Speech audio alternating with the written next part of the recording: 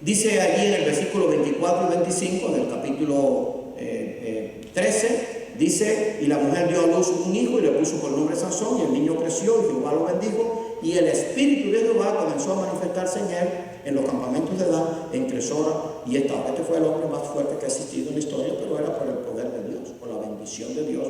Y después sabemos la historia de cómo fue engañado y de cómo murió. Lo vamos a ver brevemente ahora. Ahora, en el capítulo 14, 1 al 13, vemos aquí que a veces los hombres de Dios también cometen sus errores. Y Dios pues obra de acuerdo a su justicia y emite su disciplina, pero también al final tiene misericordia y quizás le da una nueva oportunidad. Descendió Sansón a Timná y vio en Timná a una mujer de las hijas de los filisteos. No tenía que ver, eso estaba prohibido a los hijos de Israel. No tomarás mujer de otro pueblo, o sea, no puedes tomar de los filisteos, de los cananeos, de los jebuseos, no puedes tomar de allí, no, porque te van a desviar tu corazón. Ese fue el pecado grande que trajo catástrofe sobre Salomón y su vida, aunque muchos creen, yo también lo creo, que al final él se arrepintió por lo que escribió allí al final del libro de Eclesiastés, pero porque tomó otras mujeres que la desviaron tras los dioses paganos, porque todas esas mujeres no eran, si eran bonitas o eran feas, eran bonitas. El problema era que tenían una cultura pagana. Sus creencias eran completamente opuestas al Dios santo y poderoso que se había manifestado a Moisés, de donde venía el pueblo de Israel, del Dios de Abraham, de Isaac y de Jacob. Y entonces él se fijó en una de las filisteas, un error.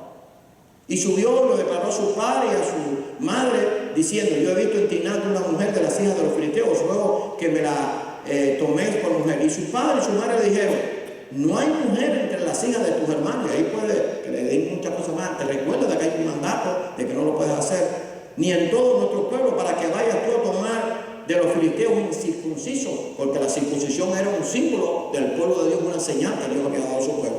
Y Sansón respondió a su padre: tómame esa mujer, porque ella me agrada. Punto. ¿Qué aprendemos? Los hijos tienen que obedecer a los padres.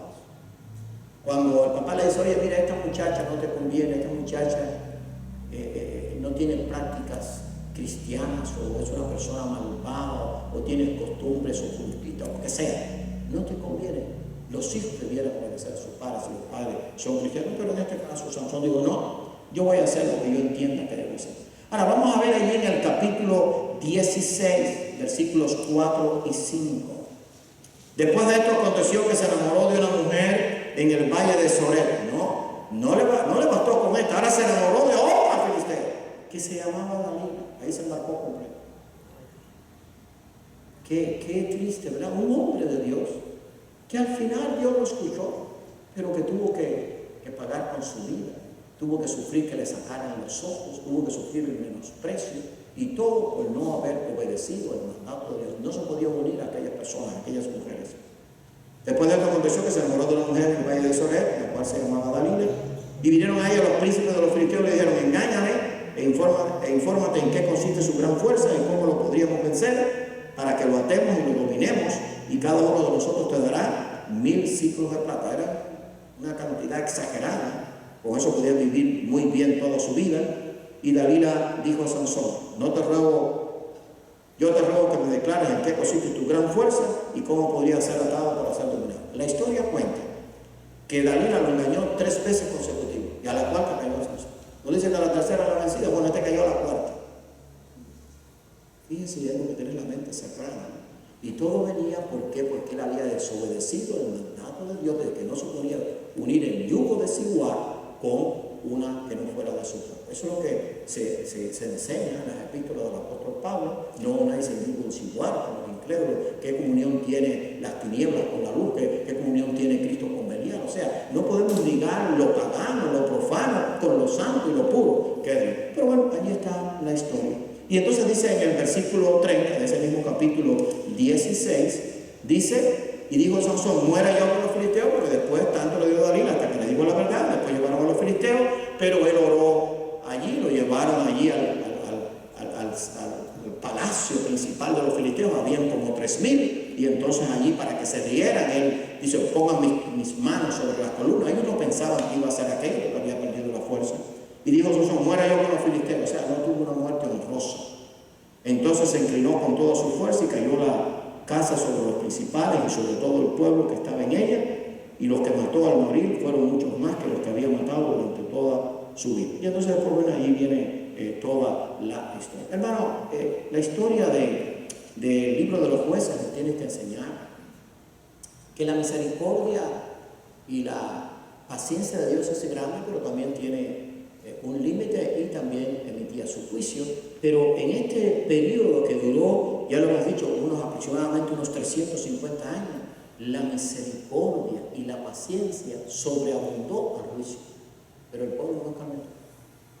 El pueblo desobedeció. Y hermano, eso nos tiene que enseñar a nosotros. Señor, gracias por tu misericordia, gracias por tu perdón, gracias por tu paciencia, pero ayúdame a ser obediente y a no desobedecer. Y después, en la tercera parte de este libro, el periodo de confusión y anarquía. Y ese es el final del libro de Jueces.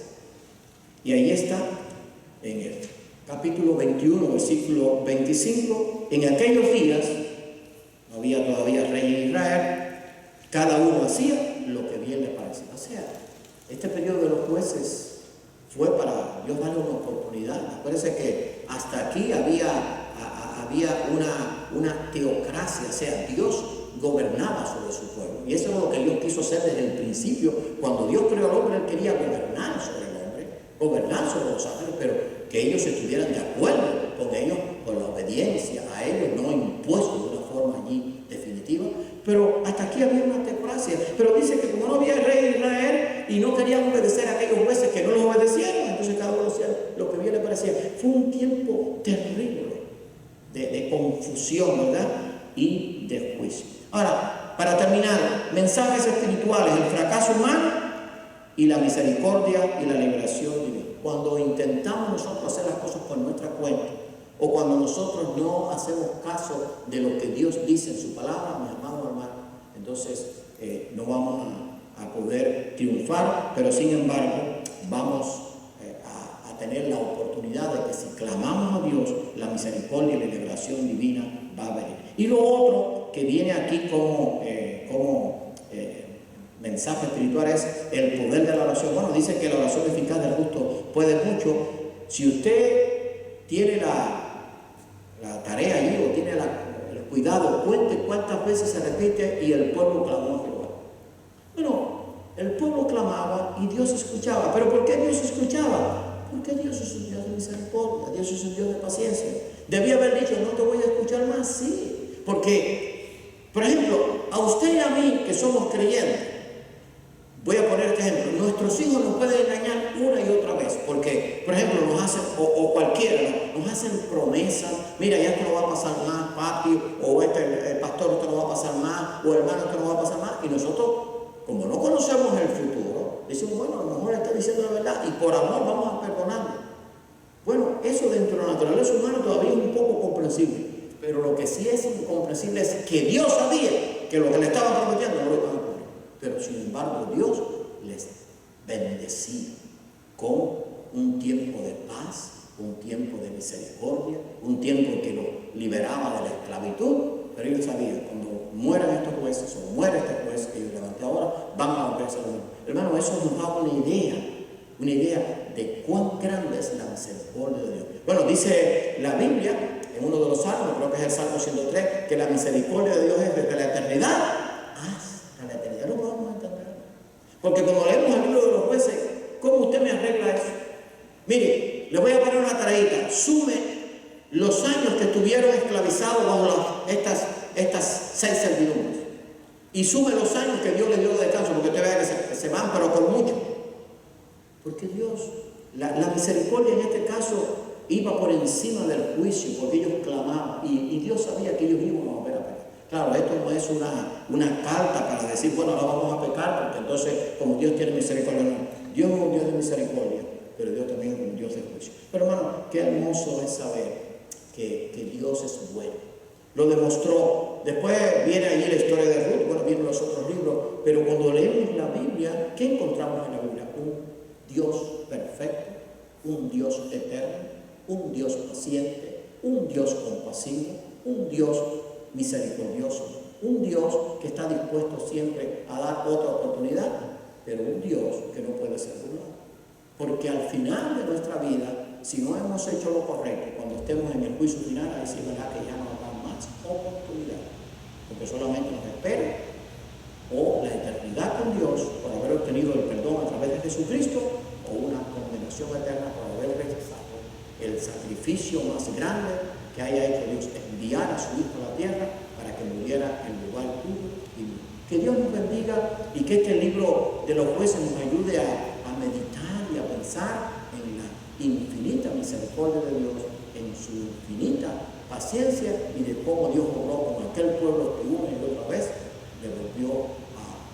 lo volvió a traicionar y volvió a hacer pecados aún peores que los que habían hecho. Vamos a orar. Señor y amante Padre, te damos gracias por tu amor.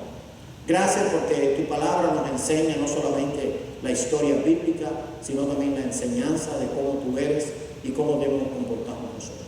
Ayúdanos, Señor, a entender que eres un Dios de misericordia, que eres un Dios de paciencia, que eres un Dios de perdón, pero que también eres un Dios de juicio. Que tú no puedes ser juzgado, que todo lo que nosotros sembremos, nosotros también vamos a cegar. Y que un día, querramos o no, vamos a tener que compadecer delante de ti. Ayúdanos a serte fiel y a ver esa misericordia que has tenido con nosotros, para que por agradecimiento vivamos una vida que te agrada. Perdona nuestros pecados. Te lo pedimos humildemente en el nombre de tu Hijo amado Jesucristo. Amén. Bien, amados hermanos, que Dios les bendiga.